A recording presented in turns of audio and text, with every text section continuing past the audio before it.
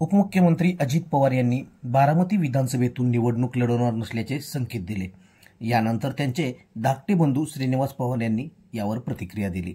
झालेल्या लोकसभेला देखील अजित पवारांनी अशीच भूमिका घेतली होती आणि आता देखील अजित पवार अशीच भूमिका मांडत आहेत। अजित पवार लोकसभेला म्हणत होते की मी दिलेल्या उमेदवाराला तुम्ही निवडून द्या आणि आताही तेच म्हणत आहेत। यात काही विचार करण्यासारखं आहे असं मला वाटत नाही।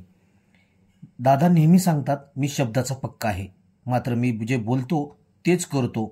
यामुळे अजित पवारांचा स्वभाव बघता ते खरंच शब्द पाळणारे असतील तर ते उभा राहणार नाहीत असं श्रीनिवास पवार यांनी म्हटलंय। मला असं वाटतं लोकसभेला पण ते तेच बोलत होते की मी दिलेल्या उमेदवाराला तुम्ही निवडून द्या आणि मला सपोर्ट करा। तेच वाक्य ते परत बोलतात। त्याच्यामध्ये फार काही विचार करण्यासारखे असं मला वाटत नाही। ते नेहमीच त्यांची ती पद्धत आहे म्हणायची की मी देणाऱ्या उमेदवाराला तुम्ही मतदान करा। कसं आहे, दादा नेहमी सांगतात की मी शब्दाचा पक्का आहे, मी दिलेला शब्द पाळतो आणि मी जे बोलतो तसंच करतो, किंवा ते बोलले होते बरोबर आहे। एखाद्या वेळेस ते तसं करतील, पण त्यांचा स्वभाव बघता जर ते खरंच शब्द पाळणारे असतील तर ते उभा राहणार पण नाही, सांगता येत।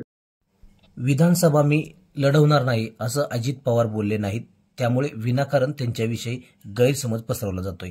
यामुळे आदरणीय दादाच विधानसभेची निवडणूक लढवतील याची आम्हाला खात्री आहे असं वक्तव्य राष्ट्रवादीचे शहराध्यक्ष जय पाटील यांनी केले। नेमकं पाहूयात जय पाटील काय म्हणाले। विधानसभा मी लढणार नाही असं दादा कुठेही म्हटलेले नाही। विनाकारण त्याबद्दल गैरसमज केला जातोय। आदरणीय अजितदादाच बारामतीची विधानसभेची निवडणूक लढवतील याची खात्री आम्हाला राष्ट्रवादी काँग्रेस पक्षाच्या कार्यकर्त्यांना आहे। त्यातच तुम्हाला सांगितलं की बारामती विधानसभेची निवडणूक राष्ट्रवादी काँग्रेस पक्षाकडून आदरणीय अजितदादाच लढतील याची खात्री आम्हाला आहे। त्याच्यावर दुसऱ्या उमेदवाराबद्दल बोलण्याचं काय कारण।